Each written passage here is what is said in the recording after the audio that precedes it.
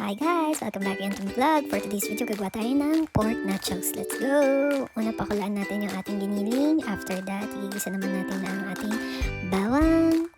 So, dapat guys, beef yung isasama natin dito. So, dapat beef nachos siya. Kaso wala kang available na ground beef. So, ground pork na lang yung ginamit natin kasi available.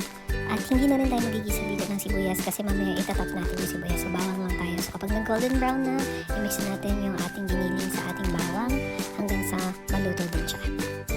So, yan. Golden brown na din yung ating giniling. So, yan. Natitimplahan na natin ng pepper, syempre, salt, tsaka paprika. So, yun yung mga pampalasa. So, yung paprika, healthier version yan ng mga pampalasa natin. So, ngayon naman gagawin natin yung sauce. So, pinagsama-sama ko lang dito ay milk, cheese whiz, or kahit anong cheese na meron ka.